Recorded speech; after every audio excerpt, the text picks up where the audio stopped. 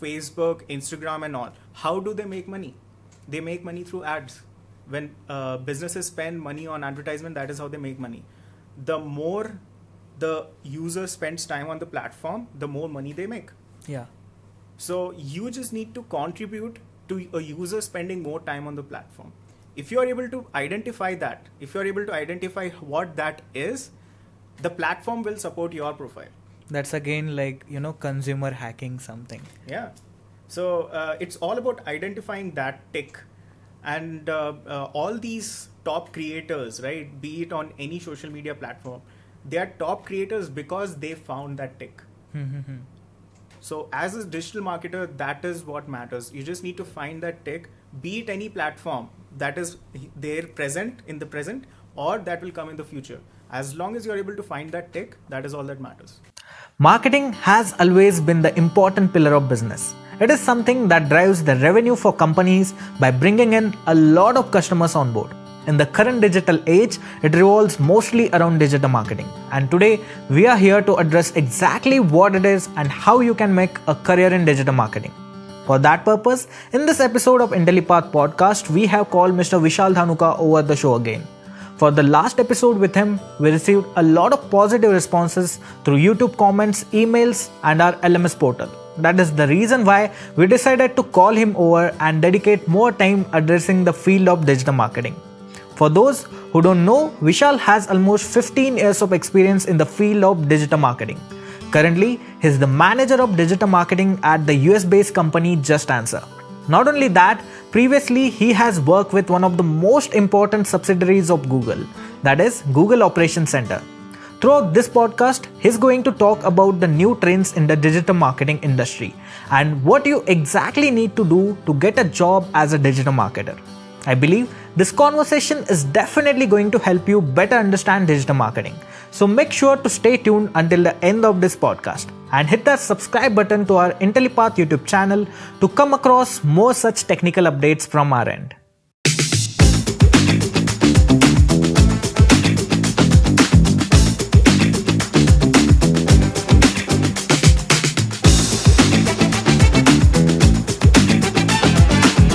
So we have Mr. Vishal Dhanuka with us. It's an honor to have you over this show, sir.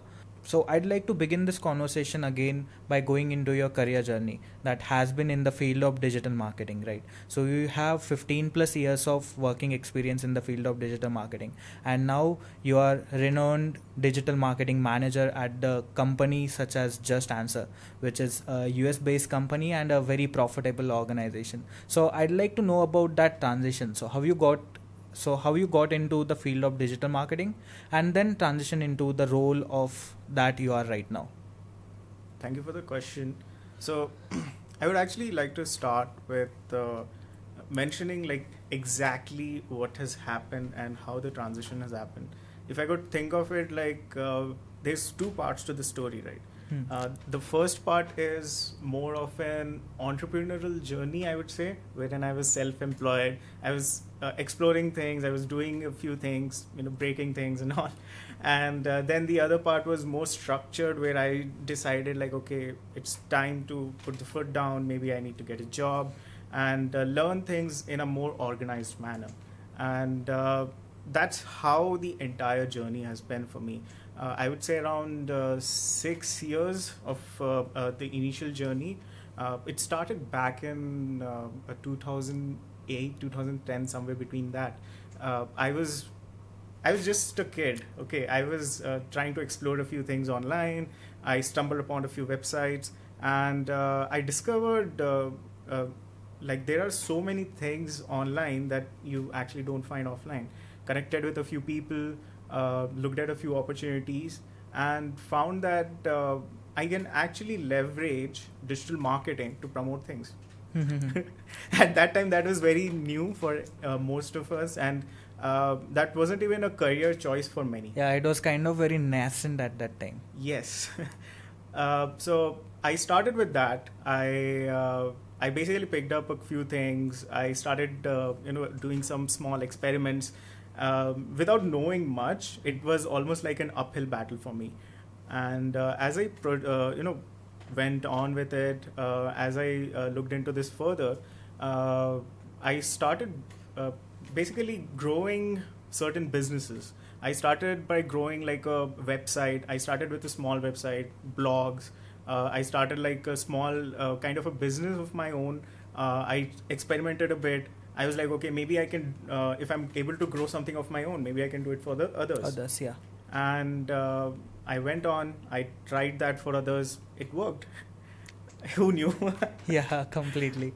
And that is when then what happened is slowly and slowly I started to pick up clients. But this was still at an individual capacity.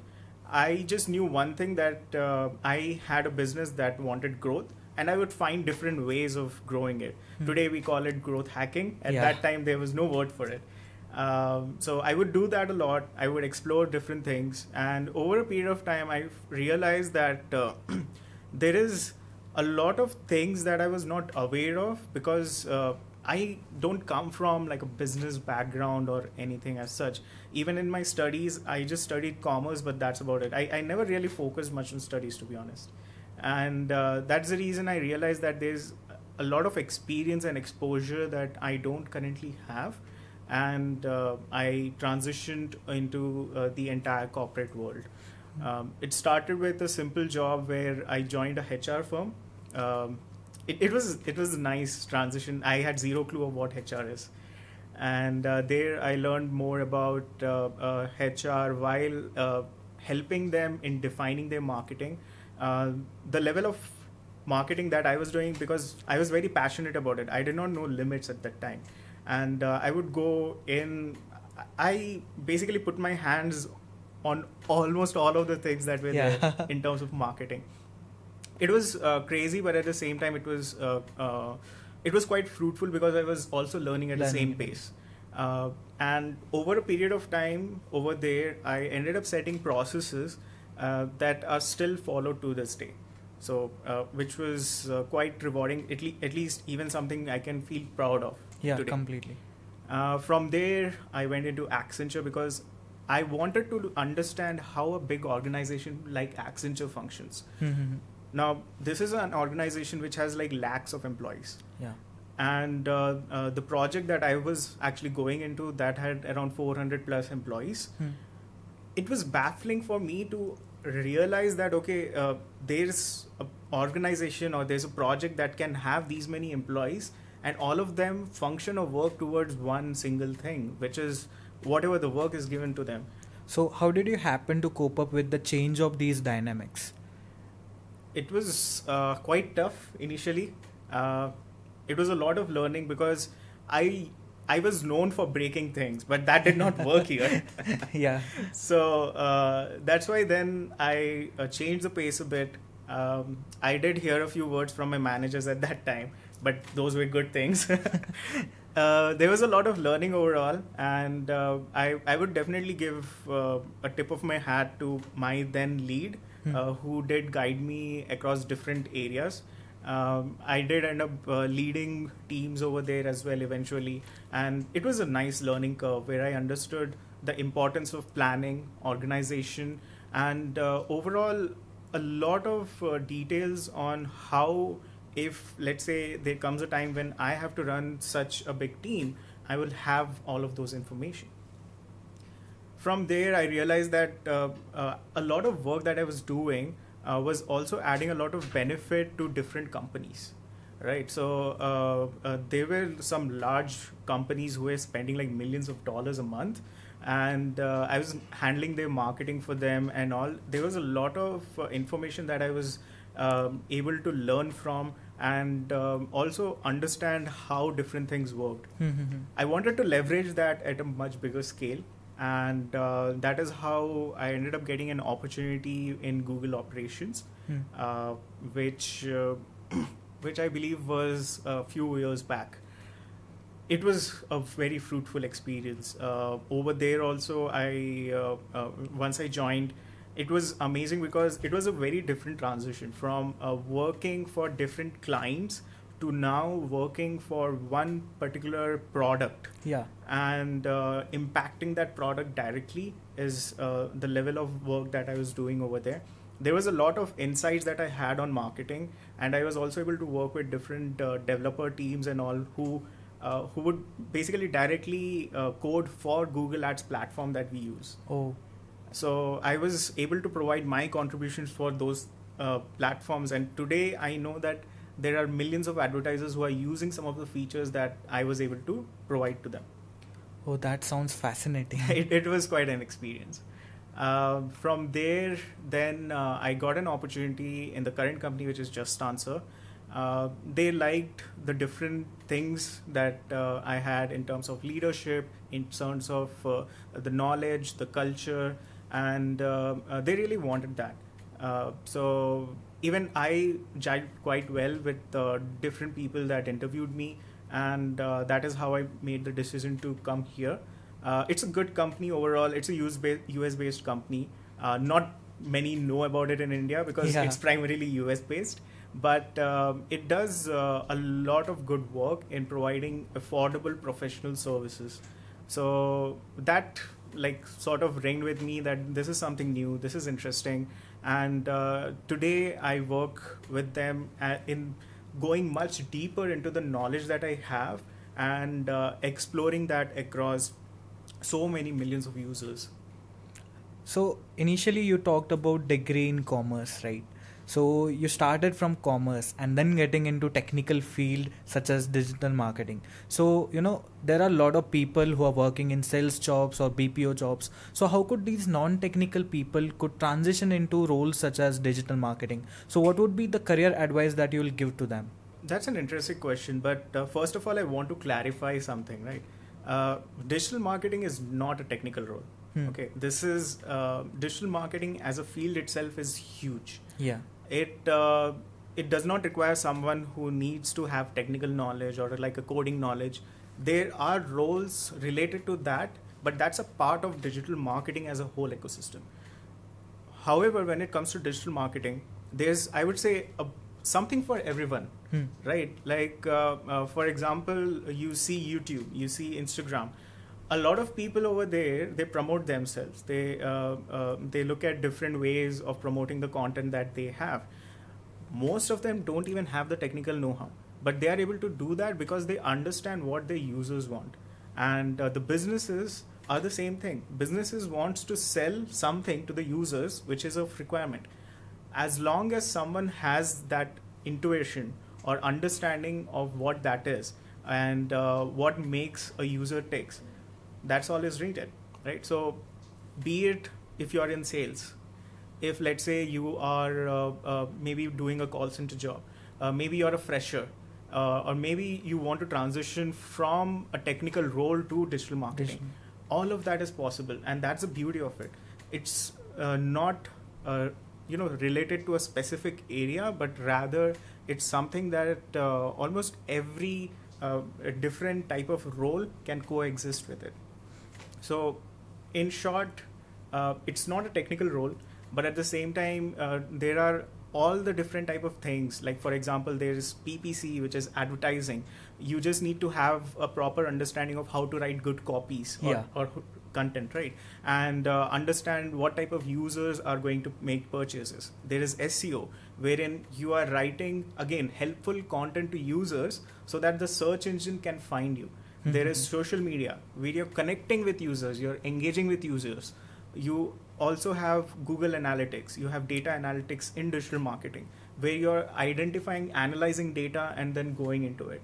There's email marketing, communications again, right? There is PR, there is like n number of things in digital marketing, and to connect all of this also, there are so many supporting elements. So it's not that you need to have a tech knowledge or a specific area, as long as you have some mean understanding of how to get the users and also the understanding of what the business offers as a product or service. You just need to connect the dots. Yeah, completely. I agree on that note. But you know what?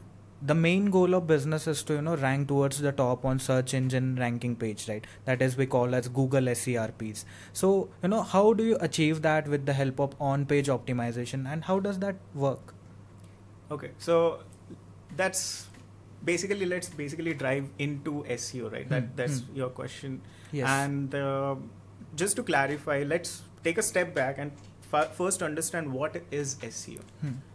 Now, in today's modern era, SEO is actually across different areas altogether.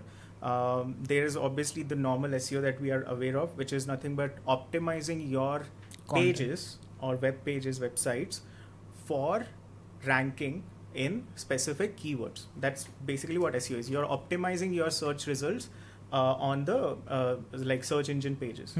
So there are different parts to it. There are different elements to it. But at the core of it, it is very important to understand what does the platform, the search engine platform, want. Google, for example, is the top search engine right now. It controls almost 90% of the market share. What Google wants is, there are a lot of people who come to Google's website, and they want to make sure that the trust that they have built stays intact. And at the same time, whatever traffic they are sending to others is also useful for the users so that they keep using Google. Yes. Correct. So when it comes to SEO also, as long as you have this clarity of what this Google wants, if you implement the same thing on your own website, you will see better results on Google. So what would be the strategies that you could imply, to get those results out? Yeah. So obviously there's like different areas to it. Like for example, on-page SEO, then there is off-page SEO, etc.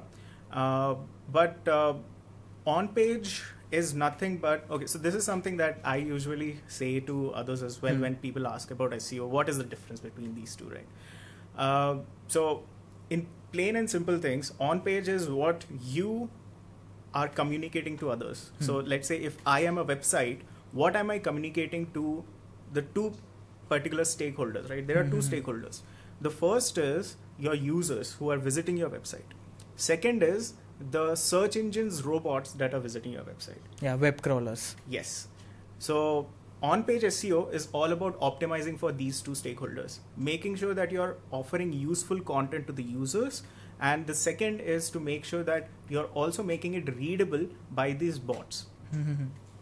So off-page is a whole different ball game. That's like, think of it this way, right? What society tells about you. So off-page is more about what other websites are telling about your website. And that's where you sort of work with different websites, try to get others to also talk about your website, etc. So that's basically how it goes. So recently, while I was doing research about this podcast, I came across the update in Google search engine optimization policy. So how does that affect each and every marketer that is practicing in the industry? And how changes like these, how can you adapt to changes like these that are coming in futures as well? So if you notice, there was something that I mentioned earlier. It's very important to understand the purpose of the platform that you're working with. The platform here is Google search engine. Yeah. Now, there was a recent podcast where John Mueller, who's like the known as the founding father of SEO kind of a thing. He's an engineer in Google, right? And he works on the search algorithms, etc. He said that the point of SEO should not be around, like trying to identify those tricks or tips on how you can rank up. It's just about making sure that the content that you're offering is helpful to the user. And these updates are making sure that the users are getting, or the users are being delivered those helpful content. So as long as your website is offering that helpful content, that's all that matters. So with that in mind, for any marketer, right, or any businesses who are looking into this, my suggestion is to make sure that you're offering content that is helpful and looking at long-term results rather than short-term gains. And that is like future-proofing any work that you do for the website, even in the future, right? So it should not be like, okay, right now maybe there's a ranking update, what do I do and all? Because these updates will keep happening, because the goal of that company itself is to provide helpful users, helpful content to the users. And as long as you're doing that from the start, you don't really need to worry about any of that. Yeah, that's right. Now coming back to the social media tools, we have hell lot of social media tools these days, be it Instagram, Facebook, and multitude of tools. Now, there is this term called as social media marketing, which is gaining huge reputation. Now brands are putting hell lot of money to, get lot of customers to their website and to like their products, and they're building their brand reputation. So guide us about that as well. So how social media marketing works, and what are the different channels and tools you guys use to sort of market products and services? Social media is something that I feel almost everyone of us have spent time on, right? Yeah, I guess it's completely different beast, and everybody is known with it. Exactly. So take up, so in Android phones, usually you have this feature where you can check the amount of hours you have spent on different apps. Yeah. And on average, if you notice, a single user would spend around 2 to 3 hours a day on social media. Yeah, that's completely true. Right. And that's what the crazy part is, right? All of us know what social media is. But oftentimes, businesses, the minute the business angle comes into the picture, they forget about it. They forget why users spend so much time, and that is where they start to lose the track.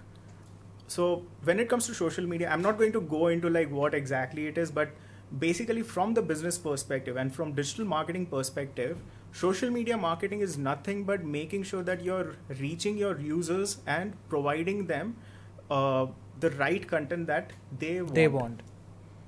It's all about making sure that you are engaging with them. Mm-hmm. It's all about making sure that you're offering content that is quite helpful for them. And at the end of the day, if you are able to make sure that users like the content that you provide, users will keep coming back to you. They will follow your page and all, right? Yeah. So all of that happens organically. You cannot force it into them. If they don't like your content, they will go for another one. There's so many already in the sea of social media. So this is also a place where I would say follow the platform and follow the money. Just like in Google, as I mentioned, try and understand the mission of that platform. Do the same with social media. In social media, we have Facebook, we have Instagram, YouTube. We also have Twitter, which has changed to X now. And then there's so many different type of social media platforms, even LinkedIn, right, for businesses and all. The core important thing that you need to remember is what is that platform after and what are they trying to do. So for example, Facebook, Instagram and all, how do they make money? They make money through ads. When businesses spend money on advertisement, that is how they make money. The more the user spends time on the platform, the more money they make. Yeah. So you just need to contribute to a user spending more time on the platform. If you are able to identify that, if you are able to identify what that is, the platform will support your profile. That's again consumer hacking something. Yeah. So it's all about identifying that tick. And all these top creators, right, be it on any social media platform, they are top creators because they found that tick. So as a digital marketer, that is what matters. You just need to find that tick, be it any platform that is there present in the present or that will come in the future. As long as you're able to find that tick, that is all that matters. Okay. That is a very elaborative response. So again, I'd like to know about different tools that you guys put to use in case of social media marketing as well as on-page SEO. What tools a newbie should master in order to get into the digital marketing spectrum of social media or on-page SEO. Frankly speaking, this is a question that a lot of people ask me. And the funny part is, any tool that helps me do my work easily is a tool that I'll use. Yeah, definitely. Right. So previously it would be something else. So for example, I would for social media, I would be looking at automation tools or scheduling tools, content generation tools and all, so that I can get some ideas and all. But in today's day and age, there's ChatGPT. Yeah. So I'm able to get ideas for different type of content. I'm able to see like what type of different trends there are. I'm able to do data analysis for that using ChatGPT. So literally you can just pull the reports from your dashboard, you can put it in ChatGPT, and you can interpret that data much faster. So for the number one tool that I currently use is ChatGPT, obviously, for all types of data interpretation, idea generation, and leveraging different ways of identifying what I could be looking at. Then there is obviously SEMrush, which I prefer a lot.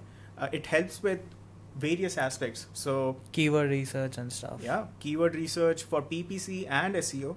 It helps me with some of the social media angles as well. In SEO, it also has tools for both on-page as well as off-page, overall, like backlink building and all. So this, personally, I like it. Obviously, there are a bunch of alternatives to it. I wouldn't deny that. But this is like one of those comfort tools that I have. And finally, there is one thing that is very underrated, which is spreadsheets. Yeah, it's very important for managing stuff, right? Oh yeah. So be it on Excel or Google Sheets and all, like when it comes to keyword research, when it comes to data, or when it comes to just analyzing things quickly, that is my go-to thing, right? Just working with different type of formulas, doing some semi-automations and all. In fact, when it comes to like non-tech people, spreadsheets are the way for automation in a way. Yeah, kind of. So yeah, those are some of the tools that I personally use.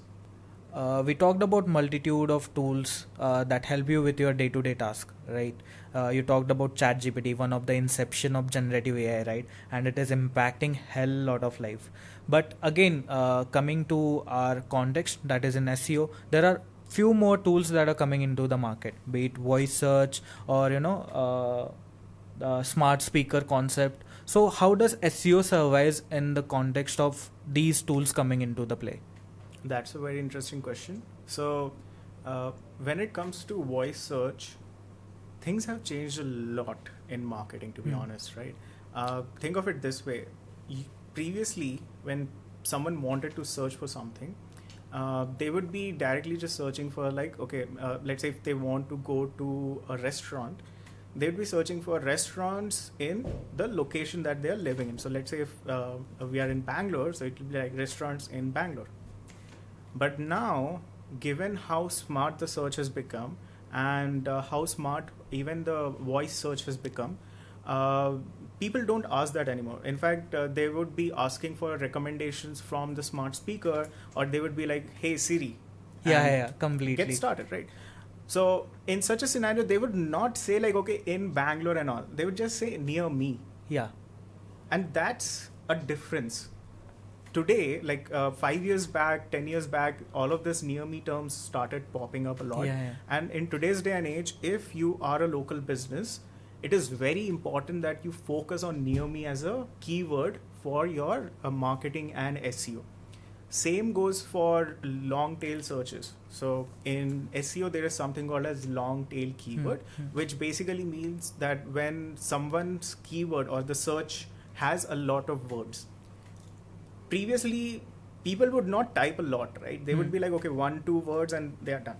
But now what is happening is because of the voice search, they tend to talk a lot. They actually share what they are trying to search for in a sentence. And that has given a rise to the long tail keywords and long tail searches. And because of that, a lot of small time marketers are also able to do proper SEO. So there is a lot of scope in market. The market dynamics have started to change.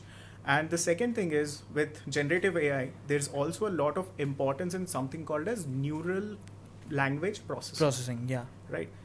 And with that, what is happening is it is much more important that the content that you generate is something that is machine readable, because you don't know if it is actually going to be read by a user or a machine.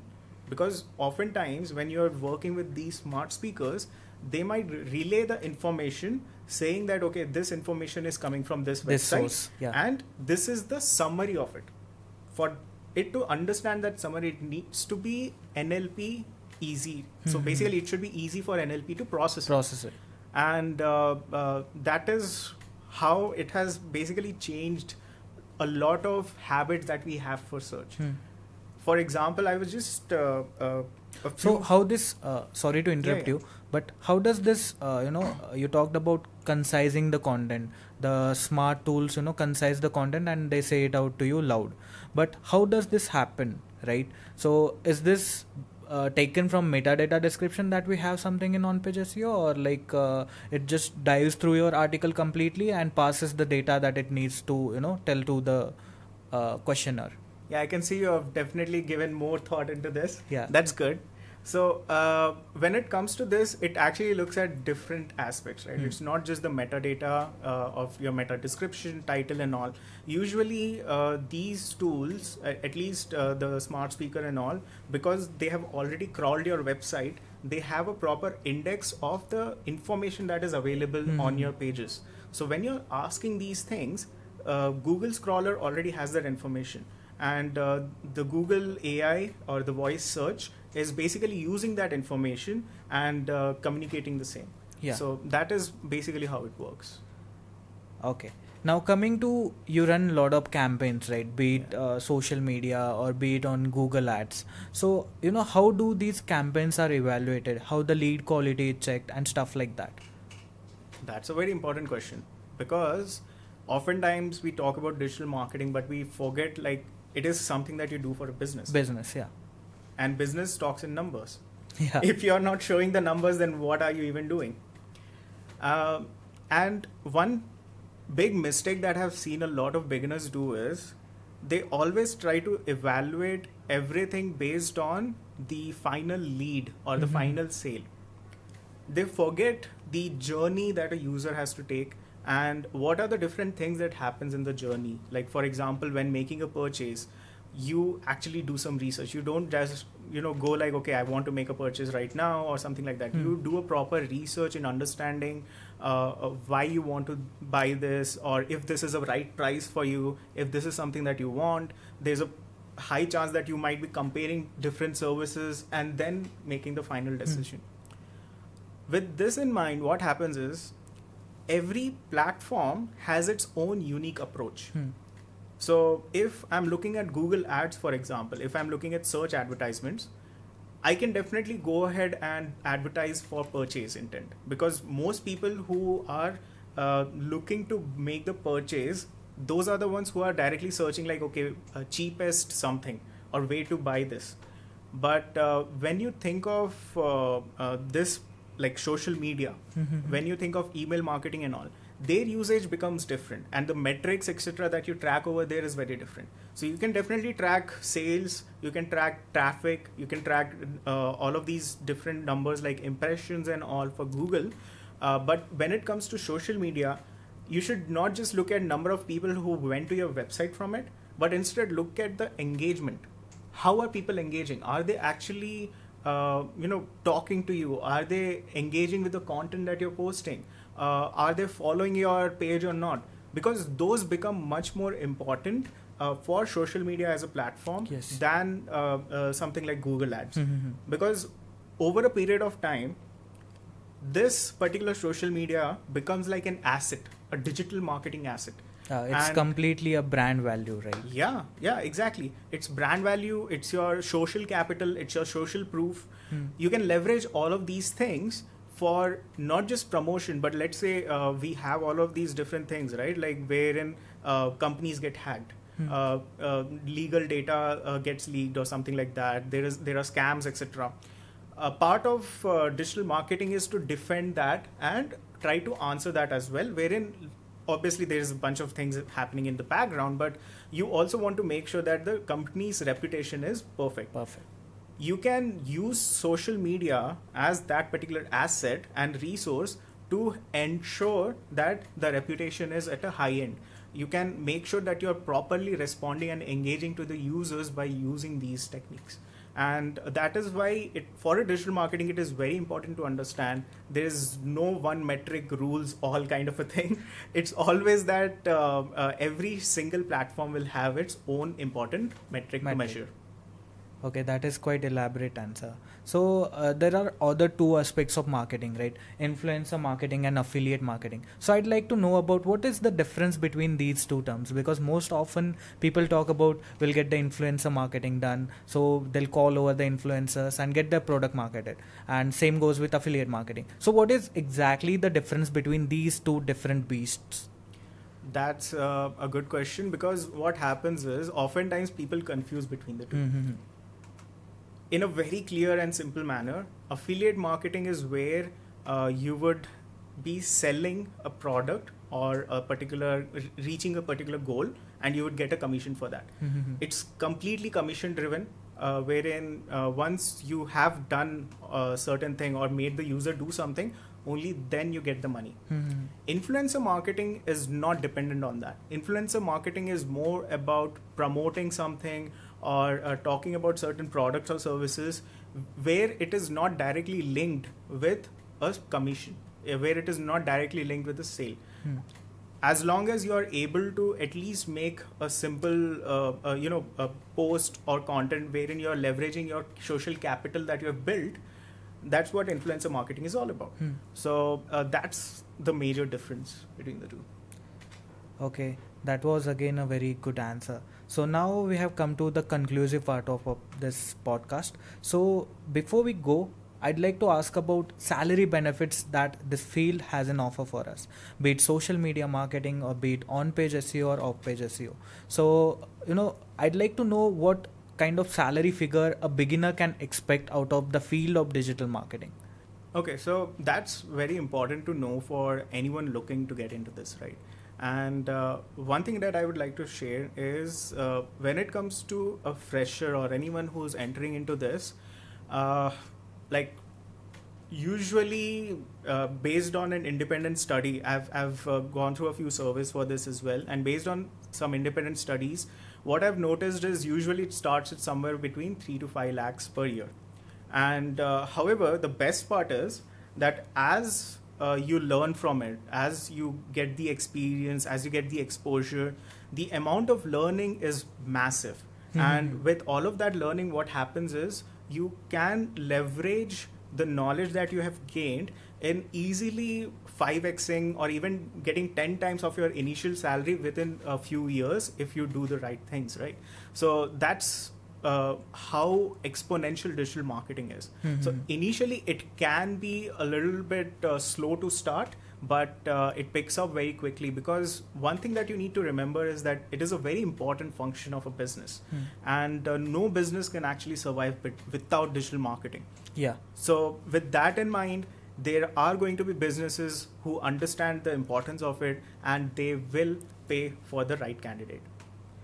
Yeah, completely. Now, one more question I have for you is that you have worked in organizations such as Google, which is very renowned in everyone's opinion, right? Even when I was in college, I dreamt of getting into companies such as Google or more FANG and MANG companies. But, how one should approach that journey, how one can get into such a huge companies with, starting career experiences. For me, all of these companies, right, they built product that felt like magic. Yeah, completely. Right. Now, going on Google, searching for something, seeing that you're getting that search results within less than a second, and Google is able to present like so many millions of results. You're able to use Facebook, WhatsApp, Instagram, which is built by Meta. Right? These companies have created big impacts. They have basically changed the way that we look at internet today. So for me to be a part of this company or any of such companies, right, is like a very big deal. So the best thing that I identified is by understanding what they are actually looking for, and basically what they wanted for a candidate, because these are companies, they did not become so big just by hiring a few people who are good. They hire every single one that they hire is supposed to be someone who has the right smarts, and they are ready to pay the whatever X amount of money that they the particular hiring may want, right? So with that in mind, when it comes to these companies, what you need to remember is that they are not just looking for your skills. That okay, if you are able to check some of the skill list, that's not what they are looking for. That is important, but other important factors include cognitive ability. They also look at leadership skills. They also look at googliness. Yeah. So googliness is nothing but like culture fit. Leadership is where they want to make sure even at an individual capacity, when time comes, are you able to take that stand? Are you able to do what is needed? Are you able to take the right decisions?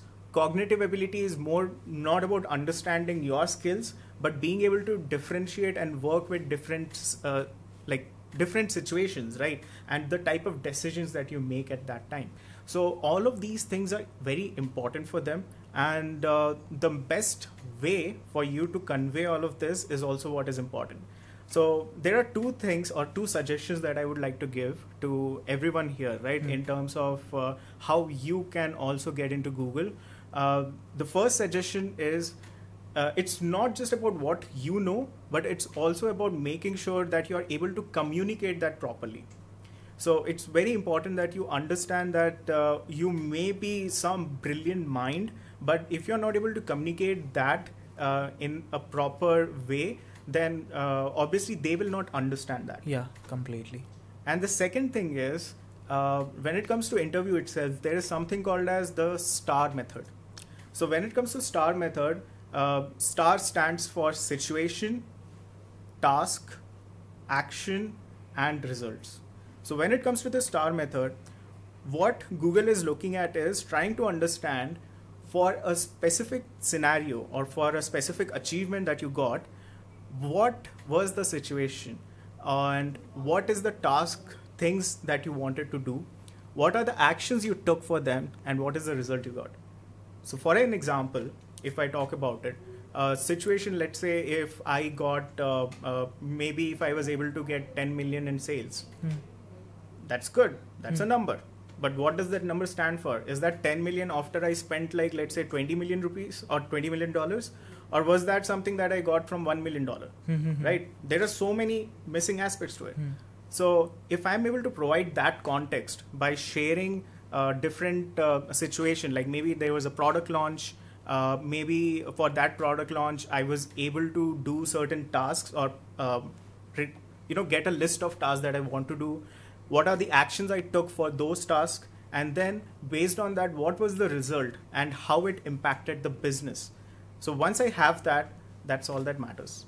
So I think the advice that you gave to a lot of learners out there is definitely going to help them into launching their digital marketing journey. I think this podcast will definitely prove an asset to get them into the field of digital marketing, or at least get their hands dirty with the content that is there with the digital marketing. So thank you so much for being here and sharing these key insights. It was an honor to have you over this show, and thank you so much for joining us for this podcast again. Thank you so much for having me as well. Yeah.